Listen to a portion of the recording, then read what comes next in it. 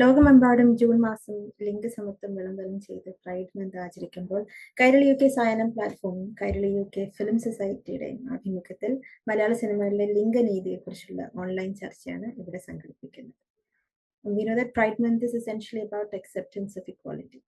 And a discussion like this is all the more important in the light of current fascist attempts to silence dissenting voices. നമുക്ക് ചർച്ച ചെയ്യാം സമകാലീന സിനിമയും ലിംഗനീതിയുടെ ആവിഷ്കരണവും. നമുക്ക് ഇന്നത്തെ നമ്മുടെ പാനൽ ഡിസ്കഷനിൽ നമുക്ക് 3 മെമ്പേഴ്സ് ആണുള്ളത്. Anak and Sheetal, they haven't joined the meeting just yet. Anak is a writer, research scholar and an actor. Sheetal Shyam is a very familiar face in Kerala, a transgender activist. She is the founder of the organization Cure Pride Kerala, and she's also an actress and column writer in Madhurabhumi Weekly. We have here with us Sanjana Chandran. She's a well-known transgender artist in Kerala. She's a Bharatanatyam dancer and an actress. There will be 2 questions to each panel members and a final question to all 3 before we open up the floor to Q&A. എൻ്റെ ആദ്യത്തെ ചോദ്യം സഞ്ജന ചന്ദ്രനോടാണ്. ലിജോ ജോസ് പല്ലിശ്ശേരിയുടെ മലക്കോട്ടെ വാലിബൻ പുറത്തു വന്നപ്പോൾ media reported this as A transcending an actor transcending boundaries. നമ്മൾ നേരത്തെ സംസാരിച്ചപ്പോൾ നമ്മൾ ഇതിനെക്കുറിച്ച് നമ്മൾ ഡിസ്കസ് ചെയ്തായിരുന്നു. Because the role was not labelled as trans but as a bold character എന്നുള്ള രീതിയിലായിരുന്നു. പക്ഷേ type casting and misrepresentation remains very much a key issue in Malayalam cinema. So, what is your take on this? Okay, എല്ലാരും മലയക്കോട്ടെ വാലിബൻ കണ്ടിട്ടുണ്ടാവുമെന്ന് ഞാൻ വിശ്വസിക്കുന്നത്. ആദ്യം തന്നെ ഒട്ടും പ്രതീക്ഷിക്കാതെയാണ് ഞാൻ ഫിലിമിൽ എത്തുന്നത്. അപ്പോ ഈ സിനിമ ഇൻഡസ്ട്രി എന്താണെന്നോ അതിന്റെ ഉള്ളിലുള്ള ഈ പലതരത്തിലുള്ള കാര്യങ്ങൾ എന്താണെന്നൊന്നും യാതൊരു വ്യക്തമായ ധാരണയില്ലാതെയാണ് ഞാൻ ഫിലിമിലേക്ക് വരുന്നത്.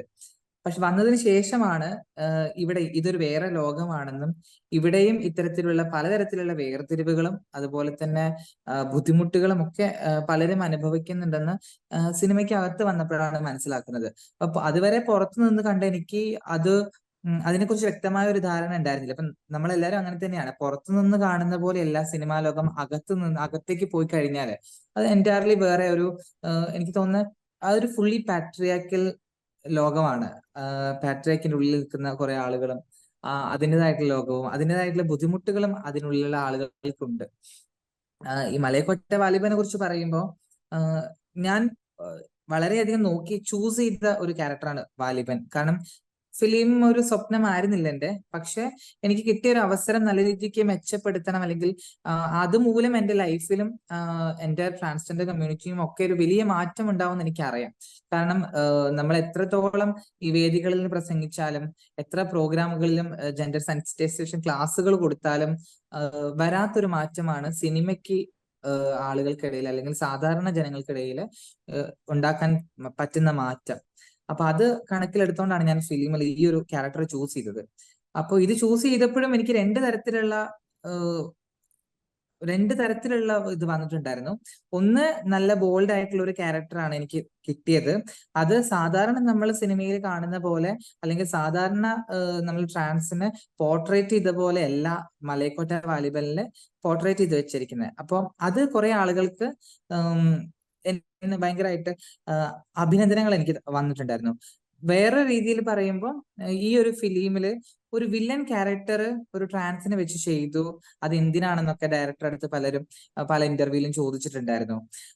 അപ്പൊ അത് രണ്ട് രീതിയിലും അങ്ങനെ വന്നു. പക്ഷെ എന്നെ സംബന്ധിച്ചിടത്തോളം മലയക്കോട്ടെ വാലിബൻ ഞാൻ കണ്ട സിനിമകളിൽ വെച്ച് എൻ്റെ ഒരു അറിവ് വെച്ചിട്ട് സാധാരണ സിനിമകളെ പോലെ പ്രത്യേക തരത്തിലുള്ള ജെൻഡറോ അല്ലെങ്കിൽ നമ്മുടെ ഈ ഒരു അല്ലെങ്കിൽ LGBT കമ്മ്യൂണിറ്റികളെ അല്ലെങ്കിൽ ലൈംഗിക ന്യൂനപക്ഷങ്ങളായിട്ടുള്ള ആളുകളെ പോർട്രേറ്റ് ചെയ്തിരുന്ന രീതിയിലല്ല വാലിബനിൽ പോർട്രേറ്റ് ചെയ്തിരിക്കുന്നതും അതിലുപയോഗിച്ചിരിക്കുന്ന വാക്കുകളും അതിൽ എന്നോട് പെരുമാറുന്ന മറ്റു കഥാപാത്രങ്ങളുടെ പെരുമാറുന്ന രീതിയും ഒക്കെ വ്യത്യസ്തമായിരുന്നു. അതുകൊണ്ട് തന്നെ എനിക്ക് സ്ക്രിപ്റ്റ് വായിച്ചപ്പോൾ തന്നെ ഭയങ്കര ഇൻട്രസ്റ്റിംഗ് ആയി തോന്നി. കാരണം നമ്മൾ ഇതുവരെ കണ്ടിട്ടുള്ള ഒരു ട്രാൻസ്ജെൻഡർ റോൾ അല്ല. ഇതൊരു ട്രാൻസ്ജെൻഡർ റോൾ എന്ന് തന്നെ പറയാൻ പറ്റില്ല. കാരണം പ്രത്യേകമായിട്ട് അതിലൊന്നും എടുത്ത് പറയുന്നില്ല, ഇതൊരു ട്രാൻസ്ജെൻഡർ വ്യക്തിയാണെന്നൊന്നും എടുത്ത് പറയുന്നില്ല. പക്ഷെ ഭയങ്കര ബോൾഡ് ആയിട്ടുള്ള, വളരെ കരുത്തുറ്റ അല്ലെങ്കിൽ തന്റെ യജമാനത്തിക്ക് വേണ്ടി എന്തും ചെയ്യുന്ന ഒരു തോഴിയായിട്ടാണ് അതിൽ കാണിച്ചിരിക്കുന്നത്. അപ്പൊ അതെനിക്ക് ഭയങ്കര ഇൻട്രസ്റ്റിംഗ് ആയി തോന്നി. സോ ഇതുവരെ കണ്ട സിനിമകളിൽ വെച്ച് തന്നെ കമ്മ്യൂണിറ്റി റെപ്രസെന്റേഷനെ എങ്ങനെ നല്ല രീതിക്ക് യൂട്ടിലൈസ് ചെയ്യാമെന്ന് വാലിബൻ കാണിച്ചു കൊടുത്തു ഈ സൊസൈറ്റിക്ക്. അതുപോലെ തന്നെയാണ് എന്റെ രണ്ടാമത്തെ സിനിമയായിട്ടുള്ള അപ്പൻ ഫിലിമിന്റെ ഡയറക്ടർ മജു സംവിധാനം ചെയ്ത പെരുമാനി. അതിലും ഈ പറയുന്ന പോലെ ആളുകളോട് പ്രത്യേകിച്ച് നമ്മൾ സാധാരണ ഒരു ക്യാരക്ടർ കാണിക്കുമ്പോൾ, പ്രത്യേകിച്ച് ഒരു കമ്മ്യൂണിറ്റി, ഒരു LGBT കമ്മ്യൂണിറ്റിനെ കാണിക്കുന്ന സമയത്ത് ഉണ്ടാവുന്ന ബാക്ക്ഗ്രൗണ്ട് മ്യൂസിക്കുകളും അവരുടെ ചേഷ്ടകളും ഒന്നും തന്നെ ഞാൻ അഭിനയിച്ച 2 ഫിലിമിലും ഇല്ല എന്നുള്ളതാണ്. ആ ഒരു ബാക്ക്ഗ്രൗണ്ട് മ്യൂസിക് പോലും ഞാൻ വ്യക്തമായിട്ട് ഞാൻ അതിനെക്കുറിച്ച് അറിഞ്ഞിട്ടാണ് ആ ക്യാരക്ടർ ചെയ്തത്. കാരണം എനിക്കറിയാം, പേഴ്സണലി ഞാൻ പല മൂവീസും കാണുമ്പോൾ എനിക്ക് ഉണ്ടാവുന്ന വിഷമം ഓരോ മ്യൂസിക്കിനും ആ കഥാപാത്രത്തിന് കൊടുത്തു വെച്ച ഓരോ ബാക്ക്ഗ്രൗണ്ട് മ്യൂസിക്കിനും ആ കഥാപാത്രത്തിന് എന്താണ് ആൾക്കാർക്ക് മനസ്സിലാകുന്ന രീതിയിൽ ചിത്രീകരിച്ച് വെക്കാറുണ്ട്. അപ്പോ ഇതിലെ മ്യൂസിക്കുകൾ പോലും തീർത്തും വ്യത്യസ്തമായിരുന്നു. നമ്മൾ ഇത്രയും കാലം കണ്ട ആ ഒരു രീതിയിൽ നിന്ന് വളരെ വ്യത്യസ്തമായിട്ടാണ് ഇപ്പോഴത്തെ സിനിമ പോകുന്നത്. അപ്പൊ അത്രത്തോളം കുറെ മാറ്റങ്ങൾ ഈ സിനിമകളിൽ വന്നിട്ടുണ്ട്. അപ്പൊ 2 സിനിമകളിലായാലും നല്ല രീതിക്ക് ഒരു ക്യാരക്ടറിനെ അവർക്ക് ചിത്രീകരിക്കാൻ സാധിച്ചിട്ടുണ്ട്. അത് നല്ല രീതിക്ക് എനിക്ക് ചെയ്യാൻ പറ്റി എന്നുള്ളതാണ്. ആളുകൾ അത് ഏറ്റെടുക്കുകയും ഒരുപാട് ആശംസകൾ അറിയിക്കുകയും ചെയ്തു. സോ എന്നെ സംബന്ധിച്ചിടത്തോളം ഇതാണ് എന്റെ സിനിമ വേൾഡ്. പിന്നെ അതിനുള്ളിലുള്ള പ്രശ്നങ്ങൾ ഒരുപാട് പ്രശ്നങ്ങളാണ് ഈ സിനിമാ മേഖലയ്ക്ക് ഉള്ളിലുള്ളത്. അത് പുറത്തുനിന്ന് കാണുമ്പോൾ എനിക്ക് മനസ്സിലായിരുന്നില്ല. ഉള്ളിൽ പോയപ്പോഴാണ് ഇതിന്റെ ബുദ്ധിമുട്ടുകളും ഇവിടെ ഇങ്ങനെയൊക്കെയാണ് നടക്കുന്നത് എന്നുള്ളത് മനസ്സിലായത്. പലരും അവസരങ്ങൾ നഷ്ടപ്പെടുമോ എന്ന് പേടിച്ചിട്ട് ഇത്തരം കാര്യങ്ങൾ അഡ്രസ് ചെയ്യാറില്ല. പല എന്താ പറയാ ഇന്റർവ്യൂസിലും പറയാറില്ല. അങ്ങനെ പറഞ്ഞിട്ടുള്ള ആളുകളൊക്കെ ഈ ഫീൽഡിൽ നിന്ന് ഇപ്പൊ മാറി നിൽക്കേണ്ടി വന്ന ഒരു അവസ്ഥയുണ്ട്. അപ്പൊ ആ ഒരു മാറ്റി നിർത്തൽ ഉണ്ടാവുന്ന പേടിച്ചിട്ട് തന്നെ പലരും പറയാറില്ല. അപ്പൊ പലപ്പോഴും കാരവാൻ സൗകര്യം ചോദിക്കുമ്പോഴും അതുപോലെ തന്നെ റെമ്യൂണറേഷന്റെ കാര്യത്തിലായാലും ഒക്കെ ചില ഇടങ്ങളിൽ ഒരു വേർതിരിവ് ഞാൻ കണ്ടിട്ടുണ്ട്. അത് എനിക്ക് നേരിട്ട് അനുഭവിച്ചിട്ടില്ലെങ്കിലും എന്റെ കൂടെ ഉണ്ടായിരുന്ന മറ്റുള്ളവർക്ക് ഞാൻ അത് അനുഭവിക്കേണ്ട ഒരു സിറ്റുവേഷൻ ഞാൻ നേരിട്ട് കണ്ടിട്ടുള്ള വ്യക്തിയാണ്. അപ്പോൾ ഇത്തരം അവസരങ്ങൾ കിട്ടും അല്ലെങ്കിൽ ഈ ഫീൽഡ് ഔട്ട് ആവുമോ എന്നൊക്കെ പേടിച്ചിട്ട് പലരും ആ ഒരു പ്രശ്നങ്ങളെ അഡ്രസ് ചെയ്യാറില്ല എന്നുള്ളതാണ്. Thank you. എന്റെ follow up question, transgender identity based representation സിനിമകളിൽ for show allows us to carve out that space for transgender community within this big magical space of cinema. പക്ഷെ അതിൽ നിന്ന് ഒരു സ്റ്റെപ്പ് മുമ്പോട്ട് പോകാൻ തടസ്സമായിട്ടുള്ള ഫാക്ടർ, അതൊരു ബിഹൈൻഡ് ദ സീൻ പ്രോബ്ലം ആണ് എന്ന് പറഞ്ഞാൽ എത്രത്തോളം ശരിയാണ് എന്നുള്ളതാണ് എൻ്റെ ചോദ്യം. ബൈ ദാറ്റ് ഐ മീൻ ഡയറക്ടേഴ്സിൻ്റെ, സ്റ്റോറി റൈറ്റേഴ്സിൻ്റെ, സോങ് റൈറ്റേഴ്സിൻ്റെ, ഫിലിം ഡിസ്ട്രിബ്യൂട്ടേഴ്സിൻ്റെ ഒക്കെ ഒരു ലാക്ക് ഓഫ് ലൈഫ് എക്സ്പീരിയൻസസ് അല്ലെങ്കിൽ ആ ഒരു nuances of human experience, gender expressions ഒക്കെ എന്താ പറയുക, അതിൻ്റെ ആ ഒരു കംപ്ലീറ്റ് ലാക്ക് ഒരു ഒത്തന്റിക് സ്റ്റോറി ടെല്ലിങ്ങിന് അതിൻ്റെ ക്രിയേറ്റിവിറ്റിയിൽ എത്രമാത്രം ഇമ്പാക്ട് ചെയ്യുന്നുണ്ടെന്ന് തോന്നിയിട്ടുണ്ട്. ശരിക്കും ഈ പല റൈറ്റേഴ്സും നമ്മൾ ഇത്രയും കാലം കണ്ട സിനിമകളിലെ ഈ LGBT കമ്മ്യൂണിറ്റിനെ റെപ്രസെന്റ് ചെയ്തിട്ട് എന്തെങ്കിലുമൊക്കെ കാര്യങ്ങൾ സിനിമയ്ക്കകത്ത് വരുമ്പോൾ അത് എഴുതി ചേർക്കുന്നത് കൂടുതലും തിരക്കഥാകൃത്താണ്, ആ കഥ എഴുതുന്ന ആളാണ്. അപ്പൊ പലപ്പോഴും അവർക്ക് ഇതിനെക്കുറിച്ച് വ്യക്തമായ ഒരു ധാരണയില്ല. ഈ കമ്മ്യൂണിറ്റിനെ കുറിച്ചിട്ടും അവർ നേരിടുന്ന പ്രശ്നങ്ങളെ കുറിച്ചിട്ടും അവരെ എങ്ങനെയാണ് സമൂഹം കാണുന്ന, അവരും പുറത്തുനിന്ന് കാണുന്ന ഒരാളാണ്. അപ്പൊ ഞാൻ ഇങ്ങനെ ഒരു കമ്മ്യൂണിറ്റിനെ ഞാൻ പുറത്തുനിന്ന് കാണുന്നു, അല്ലെങ്കിൽ സോ കോൾഡ് സൊസൈറ്റി ഇവർക്ക് മേൽ ചാർത്തി വെച്ച ഒരു പിക്ചർ ഉണ്ട്. അപ്പൊ ആ ഒരു പിക്ചർ കണ്ടുകൊണ്ടാണ് പലരും എഴുതി ചേർക്കാറ് പലതും സിനിമയില്.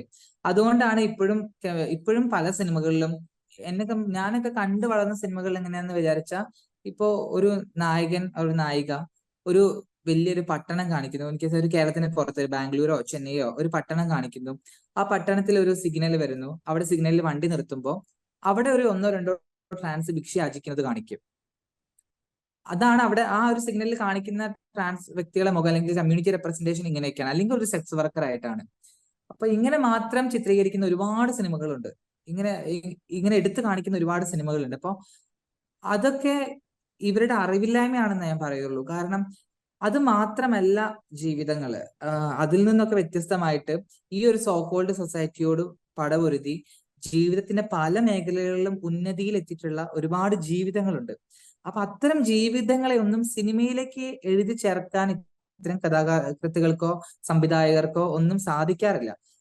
അതിന്റെ ഒരു കുറവ് ഈ ഒരു മേഖലയിൽ നന്നായിട്ടുണ്ട്. ഒരു ലാക്ക് ഓഫ് അവയർനെസ്, നമ്മളെ കമ്മ്യൂണിറ്റിനെ കുറിച്ച് വ്യക്തമായ ധാരണയില്ലാത്തതോ, അല്ലെങ്കിൽ അവരെ ഈ സിനിമയിലേക്ക് ചിത്രീകരിക്കുമ്പോൾ അവർക്ക് ഈ പറയുന്ന പോലെ സോഷ്യൽ ബുള്ളിങ് നേരിടേണ്ടി വരുമോ ഈ ചിത്രത്തിന്, അല്ലെങ്കിൽ ഇങ്ങനെ ഒരു കാസ്റ്റ് പലപ്പോഴും ഞാൻ കണ്ടിട്ടുണ്ട്. പല ക്യൂർ വ്യക്തികളെ, അല്ലെങ്കിൽ പ്രത്യേകിച്ച് ട്രാൻസ് വ്യക്തികളെ സിനിമയിൽ കാണിക്കുന്നത് പലരും സിസ്ജെൻഡർ ആയിട്ടുള്ള മനുഷ്യരാണ് ട്രാൻസ് വ്യക്തികളുടെ റോള് ചെയ്ത് കണ്ടിട്ടുള്ളത്. അപ്പൊ അങ്ങനെ ചെയ്യുമ്പോൾ ഉണ്ടാവുന്ന ഒരു പ്രധാനപ്പെട്ട ഒരു നെഗറ്റീവ് എന്താന്ന് വെച്ചാൽ, ഇപ്പോ അവർക്ക് ഇതിനെക്കുറിച്ച് വ്യക്തമായ ധാരണ ഉണ്ടാവില്ല. അവരും ഈ പറഞ്ഞ പോലെ പുറത്തു നിന്ന് കണ്ടിട്ടുള്ള, അല്ലെങ്കിൽ സോക്കോൾഡ് സൊസൈറ്റി നിന്ന് കണ്ടിട്ടുള്ള ആ ഒരു കണ്ണിലൂടെ കണ്ടിട്ടുള്ള ചേഷ്ടകളും ആംഗ്യങ്ങളും ഭാഷകളും മാത്രമേ അവർക്ക് അറിയുള്ളൂ. അപ്പൊ അത് അങ്ങനെ ഒരു കോമഡി രൂപത്തിലേക്കോ ഒക്കെ ഭയങ്കര വൾഗറായിട്ടൊക്കെ ചിത്രീകരിക്കുന്നത് പല സിനിമയിലും കണ്ടിട്ടുണ്ട്. അപ്പൊ ഈ എഴുതി ചേർക്കുമ്പോൾ അവർക്കില്ലാത്ത ഒരു അറിവില്ലായ്മയാണ് പലപ്പോഴും പല സിനിമകളിലും കണ്ട് സാധാരണ ജനങ്ങൾക്കിടയിലേക്ക് വന്ന് അതുമൂലം ഒരുപാട് ട്രോമ അല്ലെങ്കിൽ കളിയാക്കലുകളൊക്കെ നേരിടേണ്ടി വരുന്ന സാധാരണ ഞങ്ങളെ പോലുള്ള ജീവിതങ്ങൾ ഒരുപാടുണ്ട്.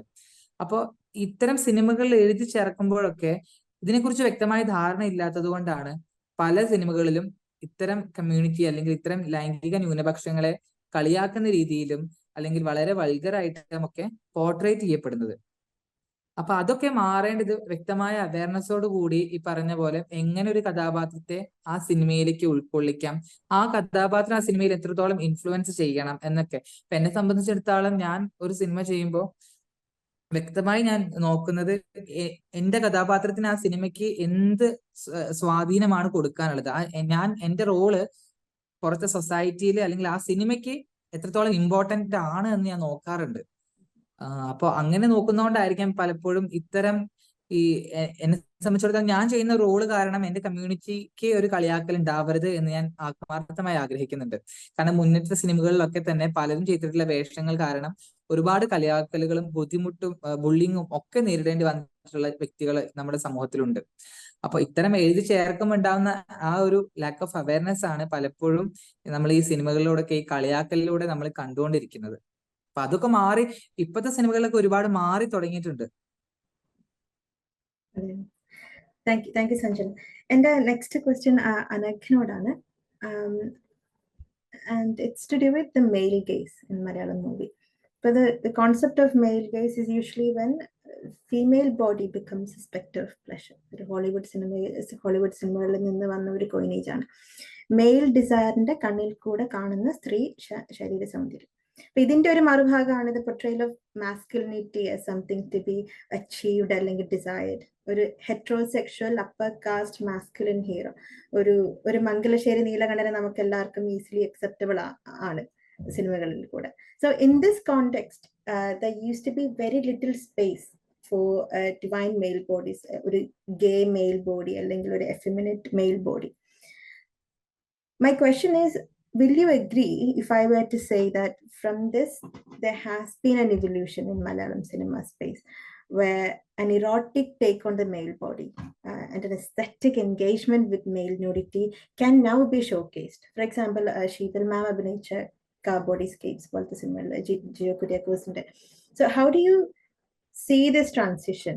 And ഇതിന്റെ കേരളയുടെ ഒരു കൾച്ചറൽ ഫാബ്രിക്കിൽ എന്ത് ഇമ്പാക്റ്റ് ആണ് ഇതിനുണ്ടാവുന്നത്, ഇതുകൊണ്ടുണ്ടാവുന്നത്? Yeah, so first of all, I'm so sorry that I cannot switch on my camera nor, because ഞാനിവിടെ വീട്ടില് നെറ്റ് തീരെ കിട്ടുന്നില്ല, സ്റ്റേബിൾ അല്ല. അതുകൊണ്ട് ഞാൻ റോഡ് സൈഡിൽ വന്ന് നിന്നാണ് സംസാരിക്കുന്നത്. So first of all I M so sorry that I cannot switch on my camera. And secondly, Kairali UK എല്ലാവിധ അഭിവാദ്യങ്ങളും അറിയിക്കുകയാണ്. കാരണം ഇത് രണ്ടാമത്തെ തവണയാണ് ഇത്തരത്തിലുള്ള വിഷയത്തില് എന്നെ ഇൻവൈറ്റ് ചെയ്യുന്നതും വളരെ റെസ്പോൺസിബിൾ ആയിട്ടുള്ള ഒരു ഓർഗനൈസേഷൻ ആയിട്ട് എനിക്ക് തോന്നി with respect to at least queer community. കാരണം കാതൽ ഇറങ്ങിയപ്പോൾ ഇത്തരത്തിലൊരു ചർച്ച ഹോൾഡ് ചെയ്ത്, പിന്നെ ഞാൻ പേജൊക്കെ നോക്കിയപ്പോൾ വളരെ ഇന്റർസെക്ഷണൽ ആയിട്ടുള്ള പല വിഷയങ്ങളിലും ഇടപെടുന്ന ഒരു സ്പേസ് ആയിട്ട് എനിക്ക് തോന്നി. പലപ്പോഴും NRI കമ്മ്യൂണിറ്റി പൈസ കൊണ്ടുവരാൻ മാത്രമുള്ള ഒരു കമ്മ്യൂണിറ്റി ആയിട്ട് ആണ് ഇവിടെയുള്ള മലയാളികൾ കാണുന്നത്. ആ ഒരു അവസരത്തിൽ വളരെ റെസ്പോൺസിബിളുമാണ് ഇത്തരത്തിലൊരു കമ്മ്യൂണിറ്റി എന്നുള്ള ഒരു ബോധം മറ്റ് NRI ഓർഗനൈസേഷൻസിനും ഒരു വലിയ ഉദാഹരണമാണ്. Keep up the good work and once again എല്ലാവർക്കും revolutionary greetings. So coming back to your question, I forgot your name, your question. തീർച്ചയായിട്ടും ആ ഒരു ചോദ്യം വളരെ നല്ലതാണെങ്കിൽ കൂടി പാർഷ്യലായിട്ടുള്ള ഒരു അഗ്രിമെന്റ് എനിക്ക് ആ ചോദ്യത്തിന് ചോദ്യം ശരിയാണെന്ന് പറയാൻ പറ്റുള്ളൂ, അല്ലെങ്കിൽ ആ സ്റ്റേറ്റ്മെന്റ് കറക്റ്റ് ആണെന്ന് എനിക്ക് പറയാൻ പറ്റുള്ളൂ. കാരണം ഈ എന്ത് തരത്തിലുള്ള ബോഡി എന്നുള്ളതും കൂടിയുണ്ട്. അതായത് മംഗലശ്ശേരി നീലകണ്ഠനിൽ നിന്നും ഇപ്പൊ കാബോഡിസ്കേപ്സ് ഒരു മെയിൻ സ്ട്രീം ഫിലിം അല്ല. അൺഫോർച്ചുനേറ്റ്ലി അതൊരു എന്താണ് ഒരു വലിയ വിഭാഗം മനുഷ്യർ കണ്ടിട്ടില്ല. നേരത്തെ സഞ്ജന പറഞ്ഞതിനോട് പരിപൂർണമായിട്ട് യോജിച്ചുകൊണ്ട് തന്നെ എനിക്ക് പറയാനുള്ളത്, ഉദാഹരണത്തിന് മൂത്തോൻ ഒരു ബ്ലോക്ക് ബസ്റ്റർ ഹിറ്റ് അല്ല എങ്കിൽ കൂടി വലിയ രീതിയിൽ ചർച്ച ചെയ്യപ്പെടുകയും നിവിൻ പോളിക്ക് സ്റ്റേറ്റ് അവാർഡ് കിട്ടുകയൊക്കെ ചെയ്തിട്ടുള്ള ഒരു പടമാണ്, ഒരു ഫിലിമാണ് മൂത്തോൻ എന്ന് പറയുന്നത്. പക്ഷെ as far as I understand, അല്ലെങ്കിൽ എന്റെ മനസ്സിലാക്കലില് റോഷൻ മാത്യൂസോ നിവിൻ പോളിയോ ക്വിയർ ഐഡന്റിറ്റി അപ്ഹോൾഡ് ചെയ്യുന്ന രണ്ട് വ്യക്തികളല്ല. അവര് എന്റെ മനസ്സിലാക്കലിൽ അറ്റ്ലീസ്റ്റ് സിസ്ജെൻഡർ ഹെറ്ററോസെക്ഷൽ വ്യക്തികളാണ്. നേരത്തെ ഞാൻ പറഞ്ഞതുപോലെ തന്നെ എന്ത് ബോഡിയാണ് ആ ഒരു റോള് ചെയ്തിട്ടുള്ളത് എന്നുള്ളത് വളരെ ഇമ്പോർട്ടൻസ് ആണ്. എനിക്ക് സിനിമയുടെ ഉള്ളിലുള്ള വിഷയങ്ങൾ എനിക്ക് പറയാനൊന്നും അറിയില്ല. കാരണം ഞാനൊരു ഫുൾ ടൈം ആക്ടറോ ഒന്നുമല്ല. ഒരു ക്യാമിയോ അപ്പിയറൻസ് ചെയ്തുകൊണ്ടാണ് ഞാൻ ഈ പാനലിൽ ഇരിക്കുന്നത്, അല്ലെങ്കിൽ എന്റെ പോസ്റ്ററിൽ ആക്ടർ എന്നുള്ള ഒരു ഡെസിഗ്നേഷൻ ഉള്ളത്. പക്ഷെ അതേസമയം ഒരു ക്വിയർ വ്യക്തി എന്നുള്ള നിലയ്ക്ക്, അല്ലെങ്കിൽ സിനിമയെ വലിയ രീതിയിൽ ആസ്വദിക്കുന്ന ഒരു വ്യക്തി എന്നുള്ള നിലയ്ക്ക്, സിനിമയെ വലിയ രീതിയിൽ വിലയിരുത്തുന്ന ഒരു വ്യക്തി എന്നുള്ള നിലയ്ക്ക് എനിക്ക് പറയാനുള്ളത്, ഒരു ക്യൂർ റോള് ചെയ്യാൻ, അല്ലെങ്കിൽ ഒരു ഈ പറയുന്ന പോലെ ന്യൂഡിറ്റി, അല്ലെങ്കിൽ ഈ പറയുന്ന പോലെ ഒരു ഇറോട്ടിക് റോള് ചെയ്യാനായിട്ട് എത്രത്തോളം വ്യക്തികൾക്ക്, ക്വിയർ ആയിട്ടുള്ള വ്യക്തികൾക്ക് കഴിയുന്നുണ്ട് എന്നുള്ളത് വലിയൊരു രീതിയിലുള്ള ചോദ്യമാണ്. അവിടെ അപ്പോഴും നിൽക്കുന്നത് ഹെറ്ററോസെക്ഷൽ ആയിട്ടുള്ള വ്യക്തികൾക്കോ അല്ലെങ്കിൽ സിസ്ജെൻഡർ ആയിട്ടുള്ള വ്യക്തികൾക്കോ ഒക്കെ തന്നെയാണ്. അതിനൊപ്പം തന്നെ എന്ത് ബോഡി എന്നുള്ളത് വളരെ ചോദ്യം ചെയ്യേണ്ട ഒരു കാര്യമാണ്. ഇപ്പൊ കാബോഡിസ്കേപ്പ് ആയിക്കൊള്ളട്ടെ, അല്ലെങ്കിൽ സുദേവന് ബെസ്റ്റ് ആക്ടർ അവാർഡ് കിട്ടിയ മൈ ലൈഫ് പാർട്ട്ണർ ആയിക്കൊള്ളട്ടെ, അല്ലെങ്കിൽ ഒരു ബൈസെക്ഷൽ റോളാണ് നമ്മുടെ അയ്യോ ആ സിനിമയുടെ പേര് ഞാൻ മറന്നു, മമ്മൂട്ടിന്റെ ചാമ്പിക്കോ എന്ന് പറയുന്ന സിനിമയുണ്ടല്ലോ. എനിവേ ആ ഒരു ഫിലിമിലായിക്കൊള്ളട്ടെ, അതാണ് ഒരു എന്താണ് മെയിൽ, ഭയങ്കര വലിയ രീതിയിലുള്ള മെയിൽ ഇറോട്ടിക് ആയിട്ടുള്ള ഒരു സോങ് ഒക്കെ, വലിയ രതിപുഷ്പം പൂക്കുന്ന യാമം എന്ന് പറയുന്ന പാട്ടുള്ളത്. അത് അവിടെ ഷൈൻ ടോം ചാക്കോ ഒരു ബൈസെക്ഷൽ ആയിട്ടുള്ള വ്യക്തിയായിട്ടാണ് അഭിനയിക്കുന്നത്. അവിടെ ഷൈൻ ടോം ചാക്കോന്റെ കൺസെൻഷ്വൽ ആയിട്ട് തന്നെയാണ് അപ്പുറത്ത് നിൽക്കുന്ന ആക്ടർ ചന്തിക്കടിക്കാനൊക്കെ നിന്ന് കൊടുക്കുന്നതും ഒക്കെ തന്നെ അങ്ങനെയാണ്. പക്ഷെ അവിടെയൊക്കെ തന്നെ നമുക്ക് ഗേ എന്ന് പറയുമ്പോൾ ഒരു സ്വാഭാവികമായിട്ടും ഒരു വ്യക്തിയുടെ മനസ്സിലേക്ക് വരുന്ന മാസ്കുലർ ബോഡിയാണ് അല്ലെ. ഭയങ്കര മസ്കുലർ ആയിട്ടുള്ള സിക്സ് പാക്കും മസിലും ഒക്കെയുള്ള ബൈസെപ്സും ഒക്കെ ഉള്ള ഒരു വ്യക്തിയുടെ ബോഡിയാണ്. നമ്മൾ നേരത്തെ ഇപ്പം കാബോഡിസ്കേപ്സിൽ ഉൾപ്പെടെ നമുക്ക് കാണാൻ കഴിയുന്നത് അത്തരത്തിലുള്ള മസ്കുലർ ബോഡിയാണ്. മസ്കുലർ ബോഡി മാത്രമല്ലല്ലോ ഇവിടെ ഉള്ളത്. ഇപ്പൊ ഞാനൊരു ക്വിയർ വ്യക്തിയാണ്, ഞാനൊരു പ്ലസ് സൈസ് ഉള്ള ഒരു വ്യക്തിയാണ്. ഒട്ടും മസ്കുലർ ആയിട്ടില്ലാത്ത ബോഡിയാണ്, മസ്കുലർ ആവാൻ ആഗ്രഹിക്കാത്തതുമായിട്ടുള്ള ഒരു ബോഡിയാണ്. അപ്പൊ അത്തരത്തിലുള്ള ബോഡികളും നിലനിൽക്കുന്നുണ്ട്. വൈറ്റ് ബോഡീസ് മാത്രമേ കാണാൻ കഴിയുന്നുള്ളൂ. ഇപ്പൊ നേരത്തെ പറഞ്ഞതുപോലെ റോഷൻ ആയിക്കൊള്ളട്ടെ, നിവിൻ, വൈറ്റ് നമുക്ക് പറയാൻ പറ്റില്ലെങ്കിലും സൊസൈറ്റി പറയുന്ന ഹാൻഡ്സംനെസ്സിലുള്ള ഒരു ബോഡിയാണ്. ഇന്നായിരുന്നെങ്കിൽ ഐ ഡൗട്ട് നിവിനെ ആ ബോഡിയിലേക്ക് നമ്മൾ കാസ്റ്റ് ചെയ്യപ്പെടുമോ എന്ന് എനിക്ക് വലിയ സംശയമുണ്ട്. കാരണം ഇന്ന് നിവിൻ പോളി വലിയ രീതിയിലുള്ള ബോഡി ഷെയ്മിങ് നേരിട്ടുകൊണ്ടിരിക്കുകയാണ്. തടിച്ചു എന്നുള്ളത് കൊണ്ട് തന്നെ പല റോളും പോകുന്നു എന്നുള്ളത് നിവിൻ പലയിടത്തും, ഇൻക്ലൂഡിങ് വളരെ റീസെന്റ് ആയിട്ട് ഇറങ്ങിയ അദ്ദേഹത്തിന്റെ സിനിമയിൽ പോലും അദ്ദേഹം പറഞ്ഞിട്ടുണ്ട്. അപ്പോ തടിച്ച ബോഡികളില്ലേ, വയറുള്ള ബോഡികളുണ്ട്, തൂങ്ങിയ ചെസ്റ്റ് ഉള്ള ബോഡികളുണ്ട്, കഷണ്ടി ഉള്ള ബോഡികളുണ്ട്, കറുത്ത ബോഡികളുണ്ട്, ഡ്വാർഫ് ആയിട്ടുള്ള വ്യക്തികളുണ്ട്. ഇതിനൊപ്പം തന്നെ നമ്മൾ പറയേണ്ടത് ഡിസേബിൾഡ് എന്നാണ്. ഞാൻ എപ്പോഴും നമ്മൾ പേട്രിയാർക്കിനെ കുറിച്ച് ഞാൻ ചർച്ച ചെയ്യുമ്പോൾ ഞാൻ പറയാൻ ആഗ്രഹിക്കുന്നത് അപ്പർ കാസ്റ്റ് ഹെറ്ററോസെക്ഷൽ സിസ്ജെൻഡേർഡ് ബോഡി എന്നുള്ളതിന്റെ ഒപ്പം തന്നെ ഞാൻ പറയാൻ ആഗ്രഹിക്കുന്നത് ബ്രാഹ്മണിക്ക് ലേബിൾഡ് ബോഡി എന്നുള്ളതും കൂടിയാണ്. ഡിസേബിൾഡ് ആയിട്ടുള്ള മനുഷ്യന് ഇവിടെ സെക്ഷുവാലിറ്റി ഉണ്ടോ എന്നുള്ളതും കൂടി നമ്മൾ എല്ലാവരും ചിന്തിക്കേണ്ടതുണ്ട്. ഒരു ബെഡ് റിഡൺ ആയിട്ടുള്ള ഒരു വ്യക്തിക്ക് സെക്ഷുവാലിറ്റി ഇല്ലേ ഇവിടെ? അവർക്ക് മാസ്റ്റർബേറ്റ് ചെയ്യണ്ടേ? അവര് ചിലപ്പോൾ ഹോമോസെക്ഷൽ ആവില്ലേ? അവര് ചിലപ്പോൾ എസെക്ഷൽ ആവില്ലേ, അവര് ചിലപ്പോൾ ബൈസെക്ഷൽ ആവില്ലേ, അവർ ചിലപ്പോൾ ട്രാൻസ്ജെൻഡർ ആവില്ലേ. പലപ്പോഴും ഇവിടെ ഇന്റർസെക്ഷണൽ പാനലുകളൊക്കെ നമ്മുടെ അറ്റ്ലീസ്റ്റ് കേരളത്തിൽ വരുമ്പോൾ, കേരളത്തിന് പുറത്തൊക്കെ ഇത്തരത്തിലുള്ള കുറേയും കൂടി ക്വിയർ ഇന്റർസെക്ഷണൽ സ്പേസസ്, ഇപ്പൊ ഡൽഹി, ഹൈദരാബാദ്, കൊൽക്കത്ത പോലെയുള്ള എലീറ്റിസ്റ്റ് സ്പേസുകളിലൊക്കെ തന്നെ കം ഔട്ട് ആവുന്നുണ്ട്. കേരളം കമ്പാരിറ്റീവ്ലി വളരെ ചെറിയൊരു സംസ്ഥാനമാണ്. ഈ പറഞ്ഞ ജില്ലകളുടെ പോലും സൈസ് കേരളത്തിൽ ഇല്ലാത്തത് കൊണ്ട് തന്നെ ഡിസേബിൾഡ് ആയിട്ടുള്ള ആൾക്കാര്, ക്യൂർ ആയിട്ടുള്ള ഡിസേബിൾഡ് ആൾക്കാര് ഇവിടെ ഉണ്ട്. നമുക്ക് പേഴ്സണലി എനിക്കറിയാം, സഞ്ജനയ്ക്കറിയാം, ഡിസേബിൾഡ് ആയിട്ടുള്ള ക്യൂർ ആൾക്കാരുണ്ട്. പക്ഷേ ഒരു വീൽ ചെയർ യൂസറിലുള്ള ക്യൂർ ആൾക്ക് വരാൻ സജ്ജമല്ല ഇവിടുത്തെ സ്പേസസ് എന്നുള്ളത് കൊണ്ട് തന്നെ അങ്ങനെയുള്ള ആൾക്കാരെ കുറിച്ച് എവിടെയും കവിതയും ഇല്ല, ചിത്രീകരണങ്ങളില്ല, പടങ്ങളില്ല, ഫോട്ടോസ് ഇല്ല, ഒന്നും തന്നെ ഇല്ല. അപ്പൊ അത്തരത്തിലുള്ള സ്പേസസും കൂടി നമുക്ക് ഫിലിംസിൽ കാണാനുണ്ട്. കാരണം ഇവിടെ മൂത്തോൻ സൃഷ്ടിച്ച ഒരു ഓളം എന്നുള്ളത് വലിയൊരു ഓളമാണ്. അതിനുശേഷം എത്രയോ ആൾക്കാർ ഇവിടെ ആ ചർച്ച ഉണ്ടായിട്ടുണ്ട്.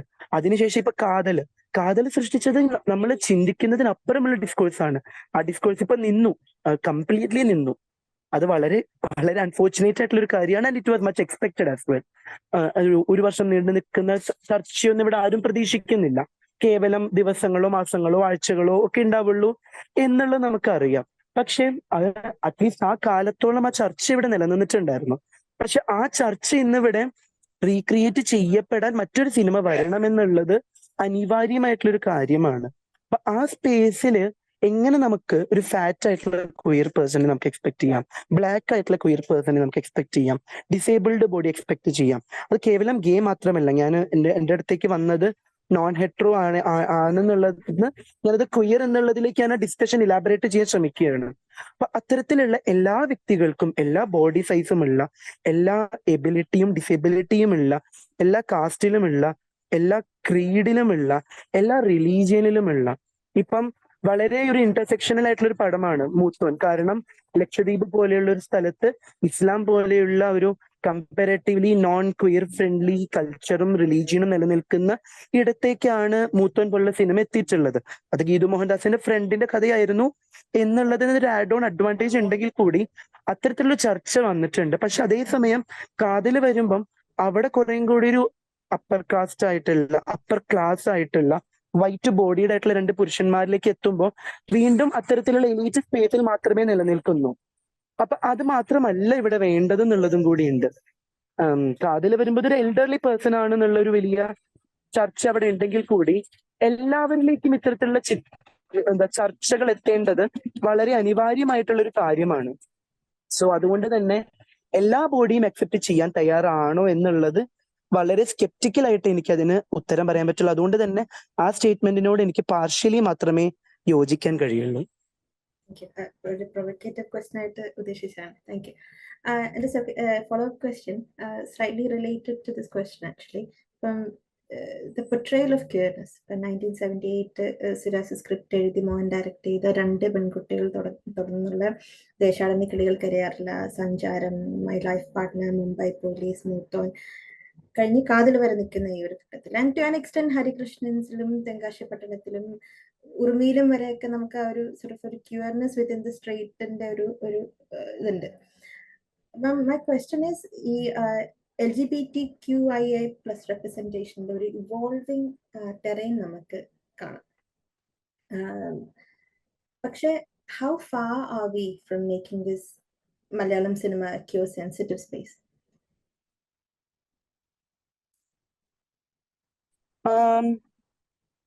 ഹൗ ഫാർ എന്ന് ചോദിച്ചാൽ നോട്ട് ടു ഫാർ എന്നുള്ളത് തന്നെയാണ് ഒറ്റ വാക്കിൽ പറയാനുള്ളത്.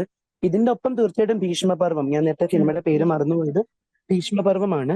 ഭീഷ്മപർവം തീർച്ചയായിട്ടും ആഡ് ചെയ്യണം. കാരണം ബൈസെക്ഷുവൽ എന്നുള്ളത് റെപ്രസെന്റേഷനിൽ ഉള്ള ഒരു കാര്യം തന്നെയാണ്.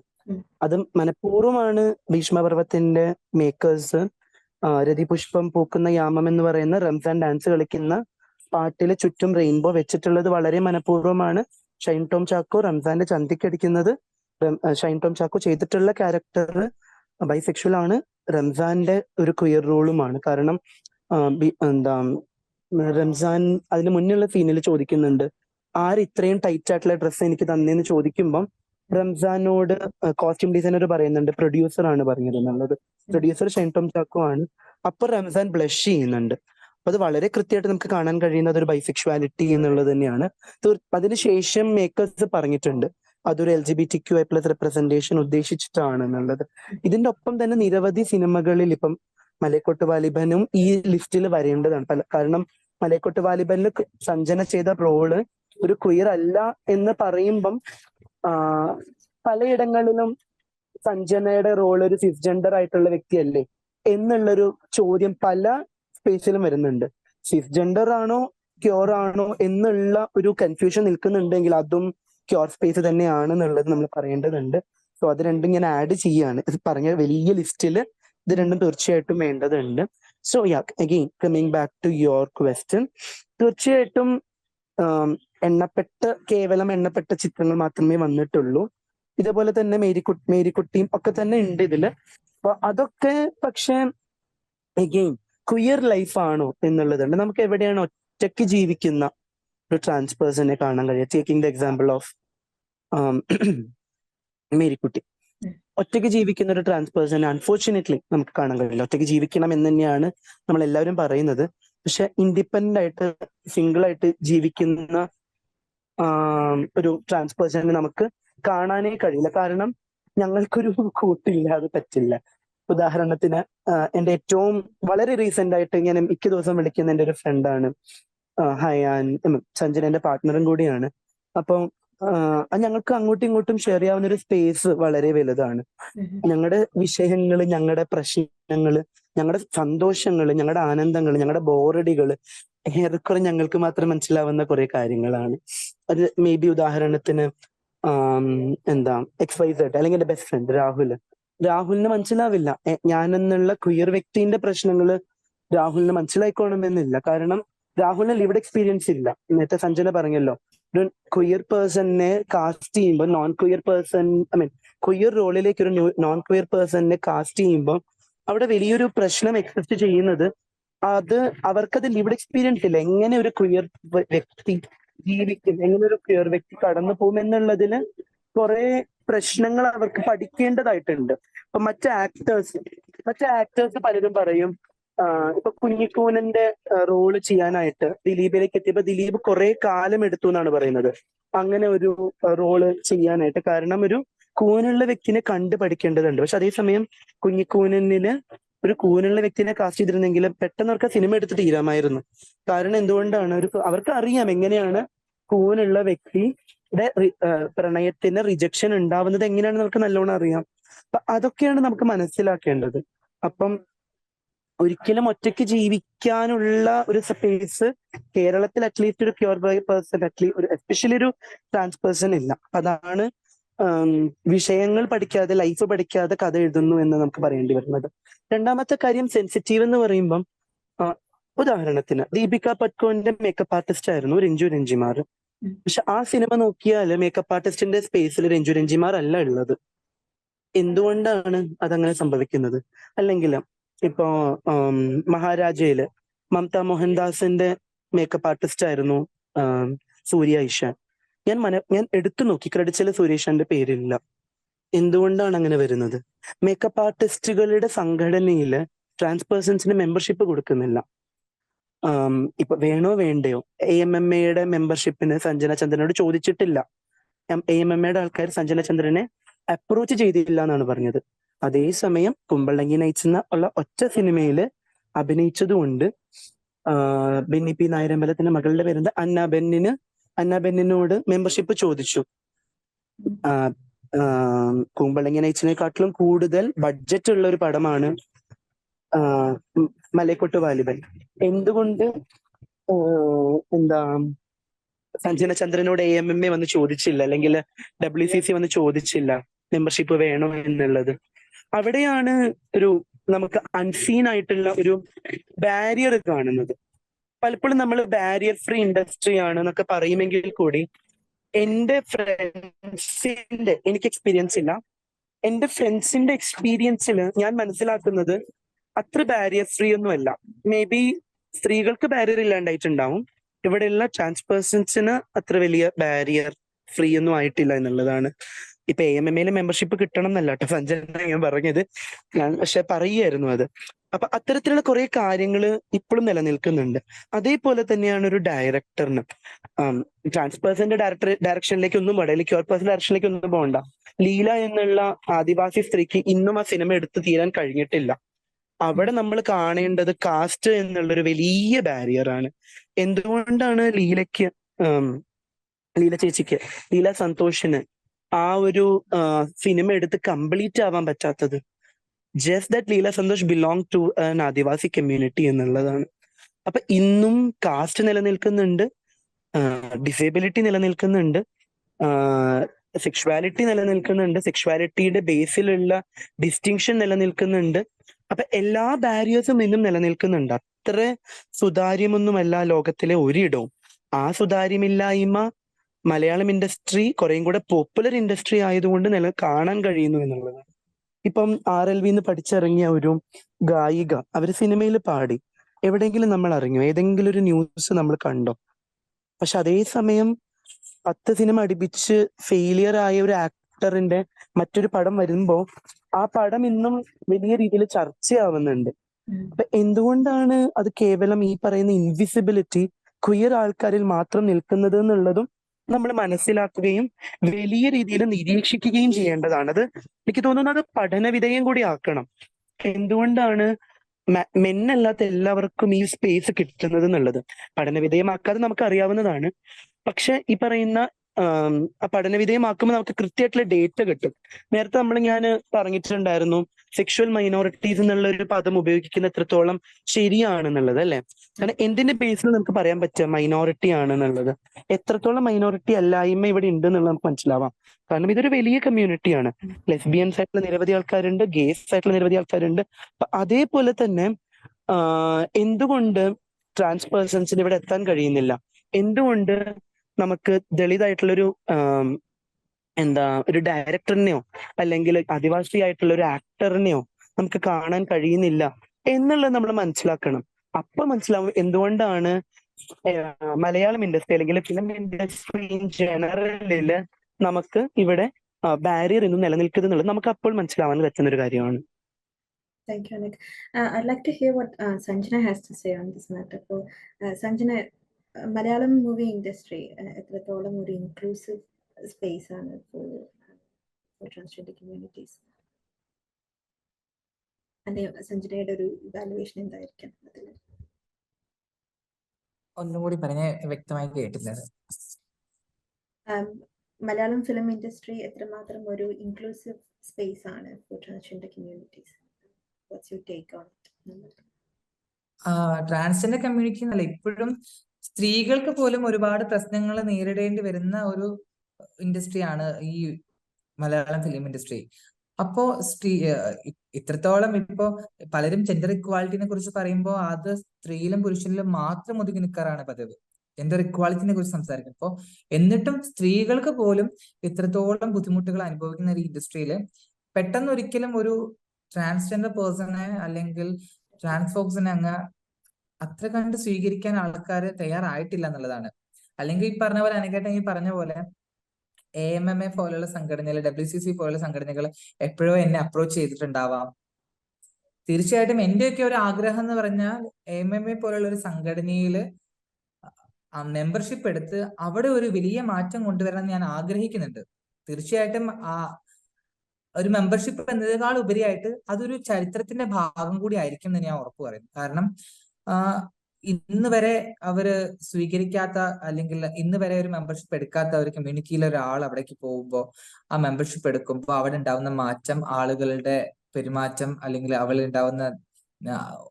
അവിടുത്തെ നിബന്ധനകളിൽ ഉണ്ടാവുന്ന മാറ്റങ്ങൾ, അതൊക്കെ ശരിക്കും എന്താണെന്ന് അറിയാനുള്ളൊരു ആഗ്രഹം കൊണ്ട് ഞാൻ തീർച്ചയായിട്ടും എനിക്ക് വലിയൊരു ആഗ്രഹമാണ് അങ്ങനെ ഒരു സംഘടനയിൽ മെമ്പർഷിപ്പ് എടുക്കണം എന്നുള്ളത്. പക്ഷെ ഈ പറഞ്ഞ പോലെ 2 സിനിമകൾ സക്സസ്ഫുള്ളി പൂർത്തിയാക്കിയിട്ടും ഇതുവരെ അങ്ങനെ ഒരു അപ്രോച്ച് അവരുടെ ഭാഗത്ത് നിന്ന് എനിക്ക് ഉണ്ടായിട്ടില്ല എന്നുള്ളതാണ്. അപ്പോൾ അതിൽ തന്നെ നമുക്ക് അറിയാം എത്രത്തോളം ഇൻക്ലൂസീവ് അല്ല എന്നുള്ളത്.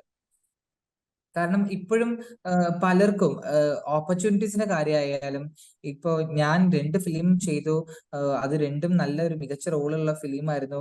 ആ ഫിലിമിന് ആ ഒരു ക്യാരക്ടറിന് അതിൻ്റെതായിട്ടുള്ള ഒരു ഇമ്പാക്ട് ഉണ്ടാക്കാൻ സാധിച്ചിട്ടുണ്ട്. എന്നാലും ഇപ്പോഴും ക്യൂർ കമ്മ്യൂണിറ്റി റെപ്രസെന്റ് ചെയ്യുന്ന മൂവികളിലൊന്നും തന്നെ കാസ്റ്റിംഗ് അല്ലെങ്കിൽ ഒരു ഇങ്ങനെ ഒരു കാസ്റ്റിംഗ് കോൾ ഒന്നും വെക്കാറില്ല. അവര് പരിചയത്തിലുള്ള ആരെങ്കിലും ഒക്കെ അങ്ങ് കാസ്റ്റ് ചെയ്യുകയാണ് ചെയ്യുന്നത്.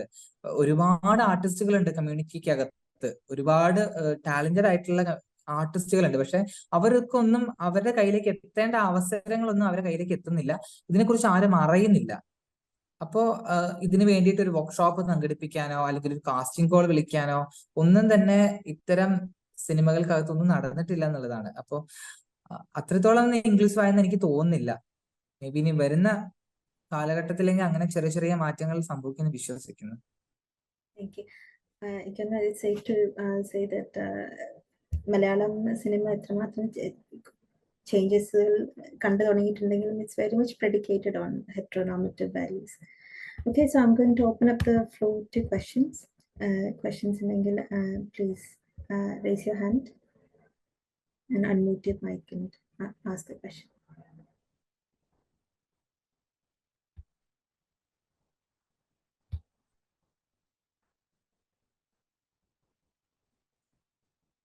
അനുമോദിച്ചു.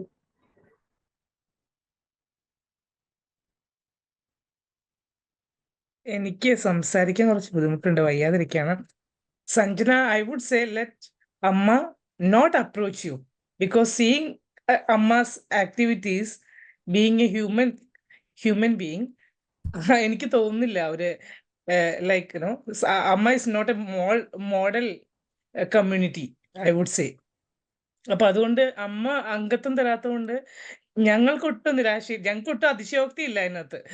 അമ്മ എന്തുകൊണ്ട് അംഗത്വം എന്നില്ല. ഇനിയിപ്പോ മലയക്കോട്ടെ വാലിബനിലെ കഥാപാത്രം ആയിരുന്ന ഒരാളാണ് ഇപ്പൊ അമ്മയുടെ പ്രസിഡന്റ്, എന്നിട്ട് പോലും അമ്മ അത് ചെയ്യുമെന്ന് തോന്നുന്നില്ല. അപ്പൊ അതുകൊണ്ട് അതിൽ വലിയ കാര്യമൊന്നുമില്ല, അമ്മയിൽ അംഗത്വം കിട്ടില്ല, അത്ര വലിയ കാര്യമൊന്നുമില്ല എന്നെനിക്ക് തോന്നുന്നു. പക്ഷെ നിങ്ങളെപ്പോലെയുള്ള ഓരോ വ്യക്തിയുടെയും വിപ്ലവകരമായ മാറ്റങ്ങൾ തീർച്ചയായും സമൂഹത്തിൽ ചലനങ്ങൾ സൃഷ്ടിക്കാൻ സാധ്യമാണ്. തീർച്ചയായിട്ടും ഞങ്ങളുടെ ഭാഗത്തുനിന്നുള്ള എല്ലാ പിന്തുണകളും ഉണ്ടാവും. നിങ്ങളെ ബഹുമാനിക്കുന്ന, നിങ്ങളെ ചേർത്ത് പിടിക്കുന്ന ഒരു സമൂഹം എപ്പോഴും നിങ്ങളുടെ കൂടെ ഉണ്ടായിരിക്കും എന്നുള്ള ഒരു ഉറപ്പില് ആണ് ഈ ഒരു പ്രോഗ്രാം. നമ്മൾ 3 മാസത്തോളമായി ഈ പ്രോഗ്രാം ഇങ്ങനെ പ്ലാൻ ചെയ്തുകൊണ്ടിരിക്കുന്നു. ഇപ്പോഴാണ് അതിനൊരു വേദി ഒരുക്കാനായത്. അനഘ സംസാരിച്ച പോലെ ഡിസേബിൾഡ് കമ്മ്യൂണിറ്റി, അതുപോലെ ലൈംഗിക ന്യൂനപക്ഷങ്ങളൊക്കെ തീർച്ചയായിട്ടും മുൻപന്തിയിലേക്ക് വരിക തന്നെ ചെയ്യും. അവർക്ക് അവരുടേതായ ഇടങ്ങൾ സൃഷ്ടിക്കപ്പെടുക തന്നെ ചെയ്യും.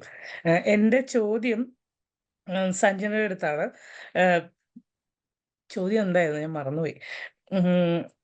മലയക്കോട്ടെ വാലിബനിലെ കഥാപാത്രം കിട്ടിയപ്പോൾ അത് എക്സൈറ്റ് ചെയ്യിച്ചിരുന്നു? അത് എങ്ങനെയാ, അത് കഴിഞ്ഞപ്പോൾ അവിടുത്തെ ഉള്ള ഒരു ക്രൂവിന്റെ എങ്ങനെയായിരുന്നു, അവരുടെ ഒരു പെരുമാറ്റ രീതികൾ എങ്ങനെയായിരുന്നു?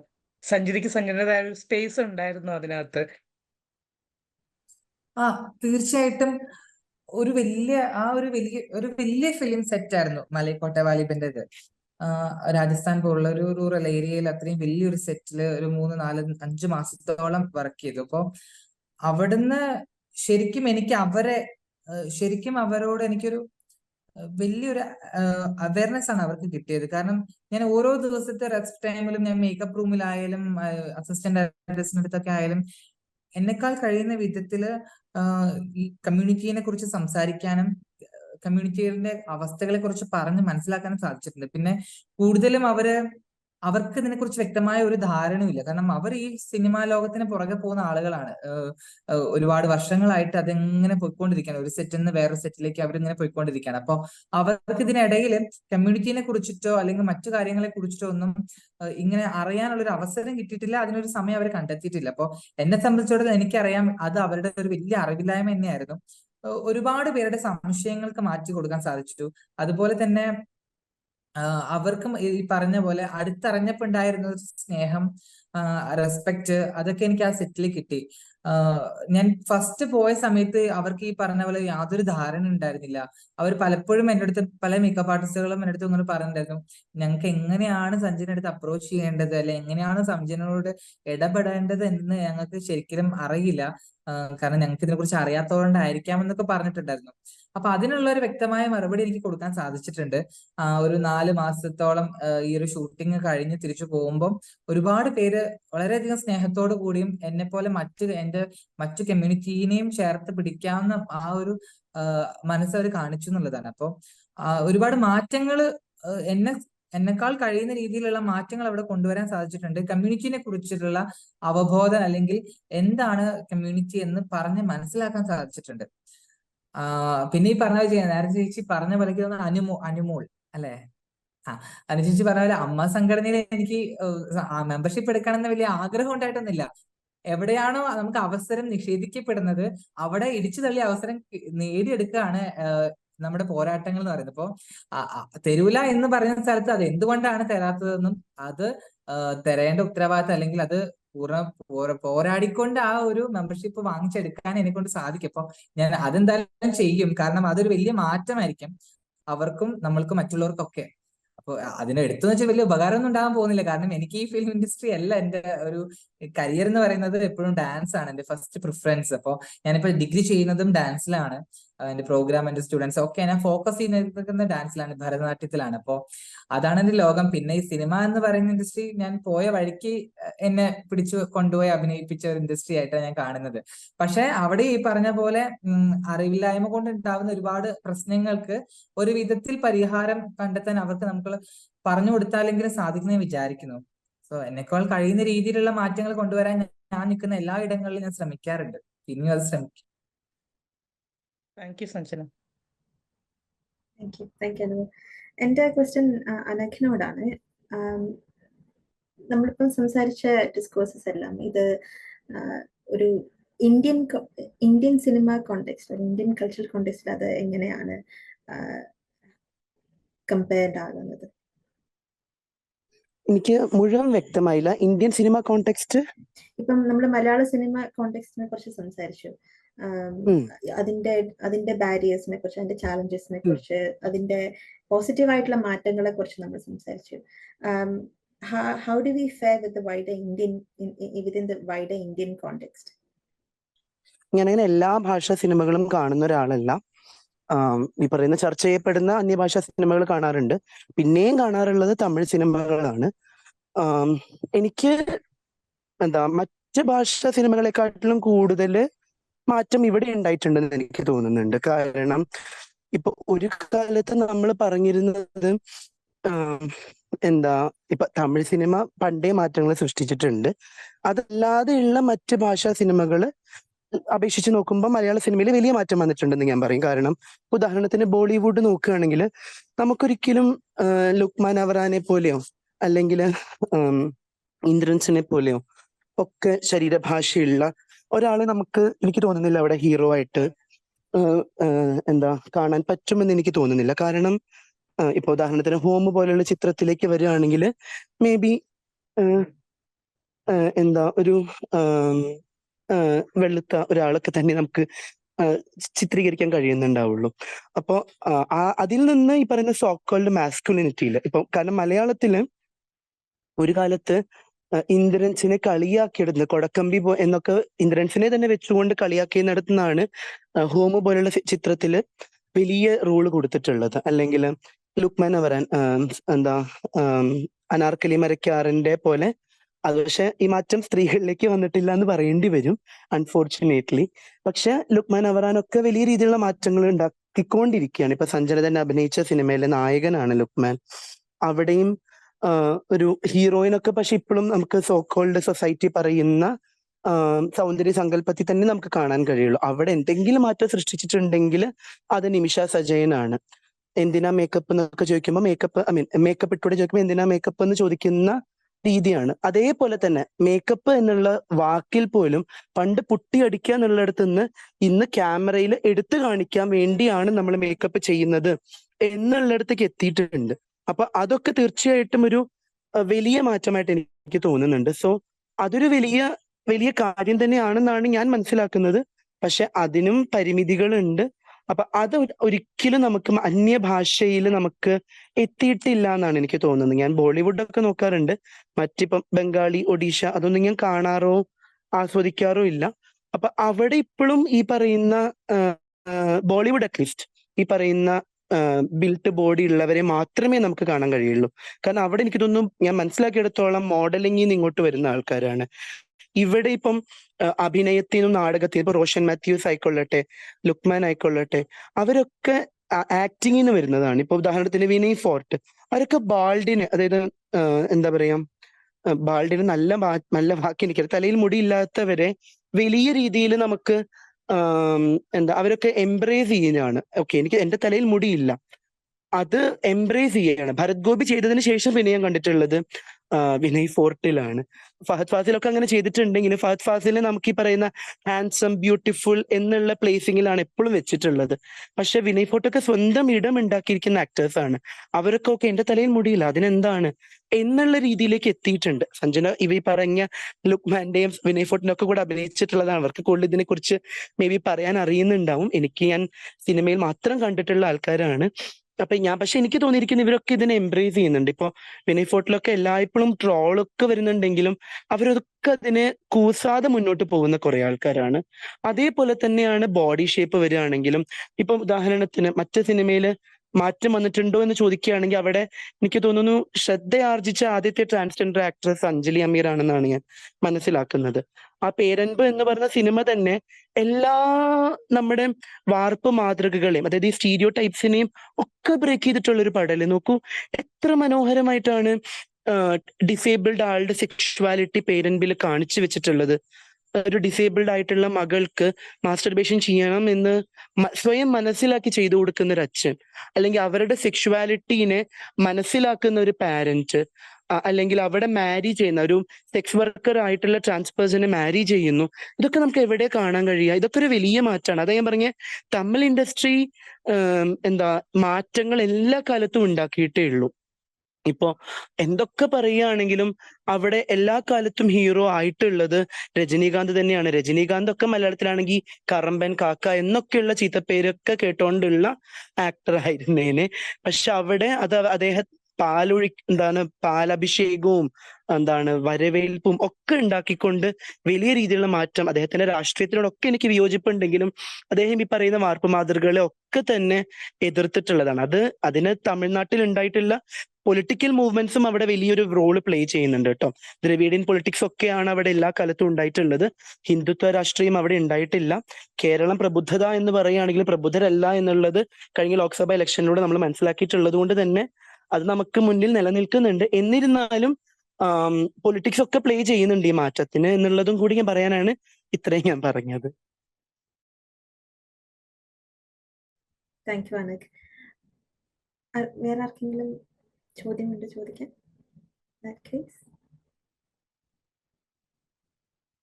ഇല്ല വെച്ചാൽ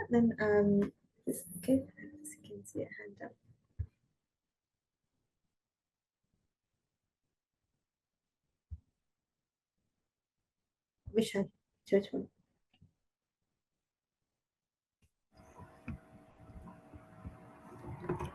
ഹായ്, ഇങ്ങനെയൊരു ചർച്ചയിൽ പങ്കെടുക്കാൻ കഴിഞ്ഞതിൽ വളരെ സന്തോഷം ഉണ്ട്. അനഖിനും സഞ്ചരിക്കും ശ്രീധർ സാമിനും എല്ലാം അവരവരുടെ മേഖലയിൽ പ്രവർത്തിച്ച് വളരെ മികച്ച നേട്ടം കൈവരിക്കാൻ കഴിയട്ടെ എന്ന് ആശംസിക്കുന്നു. എനിക്ക് ചോദിക്കാനുള്ളത് നിങ്ങളോട് പൊതുവായിട്ടുള്ളൊരു ചോദ്യമാണ്. ഇപ്പോൾ ഈ അന്താരാഷ്ട്ര ചലച്ചിത്രമേളയിൽ 2023 ആണെങ്കിൽ ഏതാണ്ട് 8 വനിതാ സംവിധായകരുടെ ചിത്രങ്ങൾ പ്രദർശിപ്പിക്കുകയുണ്ടായി. അതിന് പ്രത്യേക പരാമർശമൊക്കെ ഉണ്ടാകുകയായിരുന്നു. വലിയ ചർച്ചയും അതിലുണ്ടായി. അതോടൊപ്പം തന്നെ കേരള സർക്കാർ ഈ വനിതാ സംവിധായകരെ പ്രൊമോട്ട് ചെയ്യാൻ വേണ്ടിയിട്ടും ചലച്ചിത്ര പ്രവർത്തകരെ പ്രൊമോട്ട് ചെയ്യാൻ വേണ്ടിയിട്ട് പ്രത്യേകമായിട്ടുള്ള ഫണ്ട് ബഡ്ജറ്റിൽ അലോക്കേറ്റ് ചെയ്യുകയുണ്ടായി. അതും വലിയ ചർച്ചയും ചെയ്യുകയുണ്ടായി. കാൻസ് ഫിലിം ഫെസ്റ്റിവലിൽ ഇന്റർവ്യൂവിൽ നടി കനി അതിനെക്കുറിച്ച് മെൻഷൻ ചെയ്യുകയും ചെയ്തു. ഇതുപോലെ LGBTQ+ ഭാഗത്ത് പ്രാതിനിധ്യം ഉറപ്പുവരുത്താൻ വേണ്ടി അവിടുത്തെ ആ വിഭാഗത്തിലെ സംവിധായകരെ, നടീനടന്മാരെ, അതോടൊപ്പം തന്നെ തിരക്കഥാകൃത്തുക്കളെ, മറ്റ് ടെക്നീഷ്യൻസിനെ ഇതെല്ലാം പ്രൊമോട്ട് ചെയ്യാൻ വേണ്ടിയിട്ട് ഒരു പ്രാതിനിധ്യം ഉറപ്പുവരുത്താൻ സർക്കാർ തലത്തിൽ ഒരു ഇടപെടൽ ആവശ്യമല്ലേ? അങ്ങനെ എന്തെങ്കിലും മൂവ്മെന്റ്സ് നിങ്ങളുടെ ഭാഗത്ത് നിന്ന് ഉണ്ടാകുന്നുണ്ടോ? അതിൻ്റെ അപ്ഡേറ്റ്സ് എന്താണ്? ഈ ഒരു വാർപ്പ് മാതൃകകളെ ഇല്ലാതാക്കാൻ വേണ്ടിയിട്ട് നമുക്ക് എങ്ങനെയാണ് ഇത്തരത്തിലുള്ള ഒരു പ്രവർത്തനം സാധ്യമാക്കാൻ സാധിക്കുക? അതിനെക്കുറിച്ച് നിങ്ങളുടെ അഭിപ്രായം എന്താണ്? സഞ്ജന ആദ്യം സംസാരിച്ചു. തീർച്ചയായിട്ടും എനിക്ക് തോന്നുന്നു 2 വർഷങ്ങൾക്ക് മുമ്പാണ് കേരള സംസ്ഥാന ചലച്ചിത്ര അവാർഡില് ഒരു പ്രത്യേക ജൂറി പരാമർശം വരുന്നത്. ജൂറി അവാർഡ് അത് എങ്ങനെയാണ് ട്രാൻസ്ജെൻഡർ വിഭാഗം ഓർ സ്ത്രീ വ്യക്തികൾക്കുള്ള പ്രത്യേക ജൂറി പരാമർശമാണ്. അപ്പോൾ ട്രാൻസ്ജെൻഡർ ആർട്ടിസ്റ്റുകളോ അല്ലെങ്കിൽ സ്ത്രീയോ ആയിട്ടുള്ള പ്രത്യേക ജൂറി പരാമർശം വന്നിട്ടുണ്ടായിരുന്നു. അപ്പോൾ അതില് 2 കൊല്ലം മുമ്പെയാണ് തമിഴ്നാട്ടിൽ നിന്നുള്ള നേക എന്ന് പറയുന്ന ഒരു വ്യക്തി മികച്ച ട്രാൻസ്ജെൻഡർ നടിക്കുള്ള അവാർഡ്, മലയാളത്തിലെ മികച്ച ട്രാൻസ്ജെൻഡർ നടിക്കുള്ള അവാർഡ് വാങ്ങിക്കുകയും ചെയ്തത്. അതിനുശേഷം കഴിഞ്ഞ വർഷം അത് കുറച്ച് കോൺട്രവേഴ്സീസ് ഉണ്ടാക്കി. കാരണം കഴിഞ്ഞ വർഷം അവാർഡിലേക്ക് പരിഗണിക്കേണ്ട രീതിയിൽ കമ്മ്യൂണിറ്റി റെപ്രസെന്റേഷൻ വന്നില്ല എന്നും അതുകൊണ്ട് തന്നെ ആ ഒരു അവാർഡ് വേറൊരു സ്ത്രീ ആയിട്ടുള്ള സംവിധായികയ്ക്ക് കൊടുക്കുകയാണ് ചെയ്തത്. അപ്പോ ഇവിടെ മികച്ച നടനം, മികച്ച നടി എന്നുള്ള അവാർഡ് കൊടുക്കുമ്പോൾ തന്നെ അത് കുറച്ചുകൂടി ജെൻഡർ ന്യൂട്രൽ ആയ കൊള്ളാം. അല്ലാതെ ഈ പറയുന്ന പോലെ സ്പെഷ്യൽ ജൂറി പരാമർശം നൽകുമ്പോൾ തീർച്ചയായിട്ടും LGBTQ+ കമ്മ്യൂണിറ്റിക്ക് പ്രത്യേക ഈ പറയുന്ന പോലെ ഒരു അവാർഡുകൾ നൽകേണ്ടതുണ്ട്. അത് ഒരിക്കലും മറ്റു ആളുകളായിട്ട് ഷെയർ ചെയ്തു പോകേണ്ടതല്ല. അപ്പൊ അതിനുവേണ്ടി നമ്മളിപ്പോ ഒരു പരാതി കൊടുത്തിട്ടുണ്ട്. എനിക്ക് തോന്നുന്നു ഈ വർഷം മുതൽ അത് നടപ്പിലാക്കുമെന്നാണ് വിശ്വാസം. അതുപോലെ ഇനി ഒരുപാട് മാറ്റങ്ങൾ ഈ അവാർഡ് അല്ലെങ്കിൽ ഈ പറഞ്ഞ പോലെ മറ്റു മേഖലകളിലൊക്കെ തന്നെ നമ്മളെ ഉയർത്തിക്കൊണ്ട് വരേണ്ട കുറച്ച് കാര്യങ്ങളുണ്ട്. ഇപ്പോ നമുക്ക് അങ്ങോട്ട് റിക്വസ്റ്റ് ചെയ്യാവുന്ന കുറെ കാര്യങ്ങളുണ്ട്. നമ്മൾ അതിന് വേണ്ട പരാതികളും കാര്യങ്ങളൊക്കെ കൊടുക്കുന്നുണ്ട്. പക്ഷെ അത് നിലവിൽ പ്രാബല്യത്തിൽ വരാനാണ് ബുദ്ധിമുട്ട്. നമ്മൾ അതിനുള്ള ഫോളോ അപ്പും കാര്യങ്ങളൊക്കെ ചെയ്യുന്നുണ്ട്. പക്ഷെ ഇപ്പോഴും പറഞ്ഞ പോലെ സൊസൈറ്റി എത്ര അങ്ങ് പ്രോഗ്രസീവ് ആയോ എന്നുള്ളതിനൊക്കെ നമ്മൾ ആ ഒരു കാര്യത്തിൽ ചിന്തിച്ചു പോകുന്നുണ്ട്.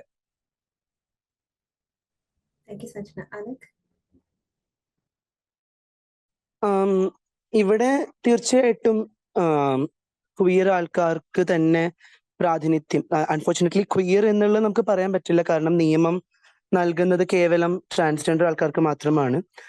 LGBTQIA+ കമ്മ്യൂണിറ്റിക്ക് മൊത്തത്തിൽ ഒരു നിയമം ഇവിടെ നിലനിൽക്കുന്നില്ല, ട്രാൻസ് പേഴ്സൺസിന് മാത്രമാണ്. അപ്പം എനിക്ക് ഭയങ്കര സന്തോഷം തോന്നിയിരുന്ന എൻ്റെ ബോധമുണ്ടായതിനു ശേഷം ആദ്യം തോന്നിയ ഒരു ഫ്രെയിം ഉണ്ട്. ഈ പറഞ്ഞ സഞ്ജന പറഞ്ഞ അതേ വർഷത്തെ ഒരു ഫ്രെയിം ഉണ്ട്. ബിജു മേനോൻ, ജോജു വർഗീസ് ബെസ്റ്റ് ആക്ടേഴ്സ് മേടിക്കുന്നു, രേവതി ബെസ്റ്റ് ആക്ട്രസ് മേടിക്കുന്നു, നേഖ ബെസ്റ്റ് ആക്ടർ തന്നെ മേടിക്കുന്നു. 3 പേരും 3 ജെൻഡറിൽ പെട്ട ബെസ്റ്റ് ആക്ടേഴ്സ് ആയിട്ട് തന്നെ ഇവിടെയുള്ള ഒരു ഫ്രെയിം ഉണ്ട്. എത്ര പേര് അത് കണ്ടിട്ടുണ്ടെന്ന് അറിയില്ല. അത് എനിക്ക് തോന്നുന്നു ഇനി ഈ വർഷം മേ ബി എൻ്റെ ഒപ്പം പാനലിലുള്ള ആളെ മേടിക്കുമെന്ന് ഞാൻ എപ്പോഴും സഞ്ജനോട് പറയുന്ന ഒരു കാര്യമാണ്. ഈ വർഷം ആക്ച്വലി കോമ്പറ്റീഷൻ ഉണ്ട് എന്നുള്ളതും കൂടിയാണ് കേട്ടോ. കാരണം കുറെ ആൾക്കാർ അഭിനയിച്ചിട്ടുണ്ട് ട്രാൻസ് കമ്മ്യൂണിറ്റിയിൽ നിന്ന്. ഇപ്പം നാദിർ LLBയിലുണ്ട്, സഞ്ജനയുടെ 2 സിനിമകളുണ്ട്. അപ്പൊ ഇതൊക്കെ ഒരു വലിയൊരു കാര്യമാണ്. കിട്ടട്ടെ, ഇപ്പം കിട്ടുമെന്ന് പ്രത്യാശിക്കുന്നു. പക്ഷെ അത് കേവലം അവാർഡിൽ മാത്രമല്ല. Coming back to Vishal's question, trans പേഴ്സൺസിനും ഇതേപോലെ തന്നെ സിനിമ ഉണ്ടാക്കാൻ, സിനിമ പഠിക്കാൻ actually Kerala state film development കോർപ്പറേഷന്റെ കീഴിൽ ഒരു പ്രൊജക്ട് ഉണ്ടായിരുന്നു. എത്ര പേര് അതിന് പോയി എന്നൊന്നും എനിക്കറിയില്ല. അത് മേ ബി ദ്വയയ്ക്ക് അറിയുന്നുണ്ടാവും. ദ്വയയുടെ ഭാരവാഹിയും കൂടിയാണ് സഞ്ജന. ദ്വയയ്ക്ക് അറിയുന്നുണ്ടാവും എത്ര പേര് ആ പ്രൊജക്റ്റില് പങ്കെടുത്തു എന്നുള്ളത്. പക്ഷെ വളരെ കുറച്ച് പ്രൊജക്ട്സേ ഉള്ളൂ എന്നുള്ളതാണ്. ഫിലിം ഡെവലപ്മെന്റ് കോർപ്പറേഷന്റെ കീഴിൽ ട്രാൻസ് പേഴ്സൺസിനും ഡയറക്ഷൻ പഠിക്കാനും ഒക്കെ തന്നെ ഇവിടെ സജ്ജമാവണമെന്നുള്ളതാണ്. ഉദാഹരണത്തിന് നമ്മുടെ K. Karunakaran institute of film studies ഉണ്ട് കോട്ടയത്ത്. അവിടെ തീർച്ചയായിട്ടും റിസർവേഷൻ വേണം. അതിന് റിസർവേഷൻ വേണമെന്ന് പറഞ്ഞ് 2019 ഒരു ട്രാൻസ് പേഴ്സൺ കത്ത് കൊടുത്തിരുന്നു. പക്ഷെ മഴവിൽ പദ്ധതിന്റെ കീഴിൽ അന്ന് റിസർവേഷൻ കൊണ്ടുവന്നിട്ടില്ല. എനിക്ക് തോന്നുന്നു റിസർവേഷൻ എല്ലാ എഡ്യൂക്കേഷൻ ഇൻസ്റ്റിറ്റ്യൂഷൻസിലും വരണം. എങ്കിൽ മാത്രമേ ഇത്തരത്തിലുള്ള ഇൻസ്റ്റിറ്റ്യൂട്ടുകളിലേക്ക്, അവിടെയുള്ള മറ്റൊരു പ്രശ്നം എന്നുള്ളത് എത്ര ഫിലിം ഇൻസ്റ്റിറ്റ്യൂട്ടുകളിൽ ഈ ഒരു കോഴ്സ് പഠിക്കാൻ പറ്റുന്നുണ്ട് എന്നുള്ളതാണ്. ഇപ്പൊ ഉദാഹരണത്തിന് വിഷ്വൽ കമ്മ്യൂണിക്കേഷൻ ആയിക്കൊള്ളട്ടെ, അല്ലെങ്കിൽ മറ്റ് ഇപ്പൊ മാസ് കമ്മ്യൂണിക്കേഷൻ ഒക്കെ തന്നെ വലിയ ഫീസ് ഉള്ള ഇൻസ്റ്റിറ്റ്യൂട്ടാണ്. ഇപ്പം SH വലിയ ഫീസ് കൊടുത്താണ് അൺഫോർച്ചുനേറ്റ്ലി ആൾക്കാർ പഠിക്കുന്നത്. അപ്പൊ ഈ ഫീസ് കൊടുക്കാൻ തക്കവണ്ണം പ്രാപ്തമാണോ ഇവിടെയുള്ള ട്രാൻസ് ആൾക്കാർ അല്ലെങ്കിൽ ക്വിയർ ആൾക്കാർ എന്നുള്ളത് മറ്റൊരു ചോദ്യം തന്നെയാണ്. അപ്പൊ ഈ രണ്ട് ചോദ്യത്തിന് ഉത്തരം കണ്ടാല് മാത്രമേ നല്ലൊരു ഫിലിം ഉണ്ടാക്കാൻ പറ്റുള്ളൂ. എന്തെങ്കിലും ഒരു ഫിലിം ഉണ്ടാക്കിയിട്ട് കാര്യമില്ല. ഇപ്പം എനിക്കും സഞ്ജനയ്ക്കൊക്കെ അറിയാവുന്ന ഒരു ട്രാൻസ് പേഴ്സൺ ഒരു ഷോർട്ട് ഫിലിം ഒക്കെ ചെയ്തിട്ടുണ്ടായിരുന്നു. അത് ഞങ്ങൾക്ക് തന്നെ ഇഷ്ടപ്പെടാത്ത രീതിയിലാണ് ഉണ്ടാവുന്നത്. അത് പ്രശ്നം എന്നുള്ളത് നമുക്ക് ആസ്വദിക്കാൻ തക്കവണ്ണമുള്ള ടെക്നിക്കൽ നോഹൗ, ഒരു നോഹൗ ഉണ്ടെങ്കിലല്ലേ ചെയ്യാൻ പറ്റുള്ളൂ. ഇപ്പൊ LJPന്റെ സിനിമകളെല്ലാം നമ്മൾ കാണും. നമുക്ക് ഉദാഹരണത്തിന് എന്താ നൻപകൽ നേരത്തെ മയക്കൊക്കെ കണ്ട് കേരളം മൊത്തം ഞെട്ടിയിരുന്ന ഒരു സംഭവമാണ്. അത് LJPക്ക് പഠിക്കാനുള്ള സോഷ്യൽ ക്യാപിറ്റലും കൂടി ഉണ്ട് എന്നുള്ളതാണ്. ഇവിടെ ഉദാഹരണത്തിന് സഞ്ജനയ്ക്ക് തന്നെ ഓരോ ഫിലിം, ഇപ്പൊ മലക്കോട്ട് വാലിബനെക്കാട്ടിലും ഇപ്പം രണ്ടാമത്തെ പടം ഞാനും സഞ്ജനയ്ക്ക് ഒരുമിച്ച് പോയാണ് കണ്ടത്. അപ്പൊ ഞങ്ങൾ തന്നെ പറഞ്ഞു എന്ത് അടിപൊളിയായിട്ട് ഒരു സെക്കൻഡ് ഫിലിം ചെയ്തിട്ടുള്ളതാണ്. അത് സഞ്ജനയ്ക്ക് കിട്ടുന്ന സോഷ്യൽ ക്യാപിറ്റൽ സഞ്ജന തന്നെ ഉണ്ടാക്കിയെടുക്കുന്നതാണ്. അപ്പൊ ഇവിടെയുള്ള മാർജിനലൈസ്ഡ് ബാക്ക്ഗ്രൗണ്ടിൽ നിന്നുള്ള ആൾക്കാർ സ്വയം ഉണ്ടാക്കിയെടുക്കുന്ന സോഷ്യൽ ക്യാപിറ്റൽ മാത്രമേ ഉള്ളൂ. അപ്പൊ അതിൽ നിന്നും ഉണ്ടാക്കി പതുക്കെ പതുക്കെ വരണമെങ്കിൽ ആൾക്കാർക്ക് അതിനുള്ള നോഹവ് ഉണ്ടാവണം, അതിന് പഠിക്കാൻ പറ്റണം. ആ പഠിക്കാനുള്ള സാഹചര്യങ്ങൾ ഇല്ലാത്ത പക്ഷം എത്രത്തോളം ഫണ്ട് വന്നാലും എത്രത്തോളം പ്രൊജക്ട്സ് വന്നാലും പഠിക്കാനുള്ള ഒരു സാഹചര്യം കൂടി ഉണ്ടാക്കിയെടുക്കേണ്ടതുണ്ട്. പിന്നെ മൂന്നാമത്തെ കാര്യം, ഒരു ട്രാൻസ് പേഴ്സൺ ഡയറക്റ്റ് ചെയ്താല്, ഇപ്പം ഉദാഹരണത്തിന് മായാനദിയില് ഒരു ട്രാൻസ് പേഴ്സൺ ഒരു ചെറിയൊരു റോള് ചെയ്യുന്നുണ്ട്. ഞങ്ങൾ കാസർഗോഡാണ്, ഞാനും എൻ്റെ ഫ്രണ്ട്സ്, ഞാനന്ന് കാസർഗോഡ് പഠിക്കുന്ന സമയമാണ്. ഞങ്ങൾ കാസർഗോഡ് പോയിട്ടാണ് സിനിമ കാണുന്നത്. ഒരു മെയിൻ സ്ട്രീം റോളേ അല്ല, അവർക്ക് ഡയലോഗ് പോലും ഇല്ല. അവർ ചുമ്മാ പ്രൊട്ടഗോണിസ്റ്റിന്റെ ബാക്കിൽ നിൽക്കുന്ന ഒരു കഥാപാത്രം മാത്രമാണ്. മേക്കപ്പ് ആർട്ടിസ്റ്റ് ആയിട്ട് തന്നെയാണ് അവർ ആ സിനിമ ചെയ്തിട്ടുള്ളത്. അപ്പൊ ആ സിനിമയിൽ ക്യാരക്ടർ വന്നതിന് ശേഷം ഞങ്ങൾ കുറച്ച് ആൾക്കാർ, എൻ്റെ ഒപ്പമുള്ള കുറച്ച് ആൾക്കാർ പറയുന്നു, ഓ ഇവറ്റകൾ എല്ലായിടത്തും ഉണ്ടല്ലോ എന്നുള്ളതാണ്. ഒരു ഡയലോഗ് പോലില്ലാത്ത റോള്. പക്ഷെ 2018 നിന്ന് ഒരുപാട് സംഭവം മുന്നോട്ട് വന്നിട്ടുണ്ട്. എന്നിരുന്നാൽ കൂടി നേരത്തെ ഞാൻ പറഞ്ഞതുപോലെ ക്രെഡിറ്റ്സ് പോലും കൊടുക്കാത്ത ഇടത്ത് ആ ഒരു ട്രാൻസ് പേഴ്സൺ ചെയ്ത സിനിമ എത്ര പേര് കാണാൻ പറ്റും? ഗീതു മോഹൻദാസ് ഫെമിനിറ്റി ആയതുകൊണ്ട് സിനിമ കാണില്ല എന്ന് പറഞ്ഞ ഒരുപാട് ഫ്രണ്ട്സ് എനിക്കുണ്ട്.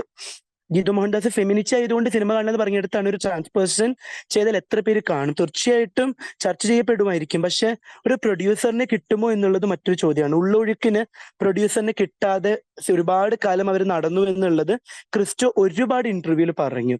അതിന്റെ ഒരേ ഒരു കാരണം എന്നുള്ളത് 2 സ്ത്രീ പ്രൊട്ടഗോണിസ്റ്റുകളാണ് എന്നുള്ളതാണ്. അപ്പൊ പ്രൊഡ്യൂസറിനെ കിട്ടുമോ അവർക്ക് എന്നുള്ളത് രണ്ടാമത്തെ ചോദ്യമാണ്. കാരണം എനിക്ക് തോന്നുന്നില്ല ഒരു KSFDC കിട്ടുന്ന ഫണ്ട് കൊണ്ട് മാത്രം സിനിമകൾ എടുക്കാൻ പറ്റുന്നുണ്ട് എന്നുള്ളത്. എൻ്റെ ഫ്രണ്ടാണ് ശ്രുതി കുറച്ച് ബുദ്ധിമുട്ടിയിട്ടുണ്ടായിരുന്നു. കാരണം ശ്രുതി തന്നെ പലയിടത്തും പറഞ്ഞു KSFDC പ്രമോഷൻ ഒന്നും ചെയ്യില്ല. ഇപ്പം B32 മുതൽ 44 വരെ പ്രമോഷൻ ഇല്ലാതെ മൗത്ത് ടു മൗത്ത് ഞങ്ങളൊക്കെ തന്നെയായിരുന്നു. ഇന്നും ആ ഗ്രൂപ്പ് നിലനിൽക്കുന്നുണ്ട്. ഞങ്ങളൊക്കെ തന്നെയായിരുന്നു ശ്രുതിന്റെ PR എന്നുള്ളത്. KSFDCക്ക് പ്രമോഷന് ഫണ്ടില്ല. ഇന്നത്തെ കാലത്ത് സിനിമകള് പ്രമോഷൻ ഇല്ലാതെ മുന്നോട്ട് പോവുകയേയില്ല. അപ്പൊ അത് നാലാമത്തെ പ്രശ്നമാണ്. അപ്പൊ ഇത്രയും പ്രശ്നങ്ങളുണ്ട്. പ്രശ്നങ്ങൾ മാത്രം പറഞ്ഞ് നെഞ്ചത്തടിച്ച് കരയുന്ന ഒരു കമ്മ്യൂണിറ്റി മാത്രം ആക്കുന്നില്ല ഞാൻ. പക്ഷെ ഇത് വാസ്തവങ്ങളായി നിലനിൽക്കുന്നുണ്ട് എന്നുള്ളതാണ്. ഈ വാസ്തവങ്ങൾക്കും കൂടി നമ്മൾ ഉത്തരം കണ്ടുകൊണ്ട് വേണം ഒരു പ്രൊജക്ട് മുന്നോട്ട് പോവാനായിട്ട്. കാരണം ഒരുപാട് ബാരിയറിൽ നിൽക്കുന്ന ഒരു കമ്മ്യൂണിറ്റി ആയതുകൊണ്ടാണ് പ്രശ്നങ്ങൾ ഞാൻ പറഞ്ഞത്. പക്ഷെ തീർച്ചയായിട്ടും പ്രൊജക്ട് വേണം. ബെസ്റ്റ് ആക്ടർ എന്നുള്ളത്, ബെസ്റ്റ് ആക്ടർ ബെസ്റ്റ് ആക്ട്രസ് എന്നുള്ള ദ്വന്ദ്ത്തിൽ നിന്നും ബെസ്റ്റ് ആക്ടർ 3 കമ്മ്യൂണിറ്റികളായിട്ട് തന്നെ മാറണം. ഉണ്ടാക്കി കൊടുത്താൽ മതി. ഇപ്പൊ ടെലിവിഷൻ അവാർഡ്സ് എത്രയോ വർഷങ്ങളായി, 5-8 വർഷമായിട്ട് ബെസ്റ്റ് സീരിയൽ അവാർഡ് ഇല്ലല്ലോ. എന്താ അത് ഏറ്റവും നല്ലൊരു ഡിസിഷൻ എനിക്ക് പലപ്പോഴും തോന്നാറുണ്ട്. ബെസ്റ്റ് സീരിയൽ അവാർഡ് കൊടുത്തിട്ട് എത്ര വർഷമായി? വേണ്ട. ആക്ടേഴ്സ് ഇല്ലെങ്കിൽ ആക്ടേഴ്സിന് അത്രയും 50,000 രൂപ ലാഭിക്കാമല്ലോ സർക്കാരിന്. പക്ഷെ കൊടുക്കാതെ അയ്യോ ആരും എന്തോ പറഞ്ഞു. അപ്പൊ ആ ഒരു സ്പേസ് ഇല്ലെങ്കിൽ, ആ ഒരു ആൾ അഭിനയിച്ചിട്ടില്ല, അല്ലെങ്കിൽ അവാർഡിന് യോഗ്യമായിട്ടുള്ള ഒരു ആൾ അഭിനയിച്ചിട്ടില്ലെങ്കിൽ അവാർഡ് കൊടുക്കണ്ട. പക്ഷെ ഇങ്ങനെ ഒരു സ്ത്രീ അല്ലെങ്കിൽ ഒരു സ്പെഷ്യൽ ജൂറി അല്ല, അതൊരു അവാർഡിന്റെ കാറ്റഗറിയാണ്. സ്ത്രീ അല്ലെങ്കിൽ ട്രാൻസ്ജെൻഡർ എന്നുള്ളിടത്താണ് അത് ആദ്യം വന്നത്. എനിക്ക് തോന്നുന്നു 2021 നളിനി ജമീലയ്ക്കാണ് കൊടുത്തത്. അപ്പൊ അങ്ങനെ പ്രത്യേകമായിട്ട് തന്നെ കൊടുക്കേണ്ട അവാർഡല്ല. കാരണം പറഞ്ഞ പോലെ ഒരാളുടെ തന്നെ 2 സിനിമ വരുന്നു, കുറെ ആൾക്കാർ അഭിനയിക്കുന്നു. തീർച്ചയായിട്ടും ബെസ്റ്റ് ആക്ടർ ആക്ട്രസ് എന്നുള്ള ദ്വന്ദ്ത്തിൽ നിന്നും ബെസ്റ്റ് ആക്ടർ എന്നും പറഞ്ഞ് 3 റോൾ തന്നെയാണ് കൊടുക്കേണ്ടത്. അതിനോട് യോജിക്കുന്നു. പക്ഷെ ഇത്തരത്തിലുള്ള പ്രാക്ടിക്കൽ ബുദ്ധിമുട്ടുകളും കൂടി പ്രൊജക്ട് മുന്നോട്ട് വെക്കുമ്പോൾ നമ്മൾ കാണേണ്ടതുണ്ടെന്ന് മാത്രം പറയാൻ ആഗ്രഹിക്കുന്നു. Thank you Anagh. നമുക്ക് ടൈം ഒരുപാട് എക്സീഡ് ആയിട്ടുണ്ട്. Can I just say a huge thank you. നമ്മുടെ പാനൽ മെമ്പേഴ്സ് ഷിതിൽ ചേച്ചിക്ക് നമ്മളോട് വരാൻ പറ്റിയില്ല. പക്ഷേ from the very first moment we had an idea about doing such a discussion, സഞ്ജനയും അനഘും Sheetal ചേച്ചിയും വളരെയധികം പോസിറ്റീവായിട്ടാണ് കൈരളിയായിട്ട് ചേർന്ന് പ്രവർത്തിച്ചത്. And for everything and for your continued dedication and all your efforts and your everything, thank you. Thank you so much from the bottom of our hearts. ഇന്ന് ചോദ്യം ചോദിച്ച എല്ലാവർക്കും വളരെ നന്ദി. I believe we had a very productive, insightful session. And I just like to end on a note that മാറ്റങ്ങൾ വരട്ടെ. വൈരുദ്ധ്യങ്ങളും മാറ്റങ്ങളും embrace ചെയ്യാൻ പറ്റുന്ന ഒരു സമൂഹം നമുക്ക് വാർത്തെടുക്കാൻ പറ്റട്ടെ. On that note, thank you. Have a good rest of the day. Thank you so much എല്ലാവർക്കും. Have a good day. Thank U.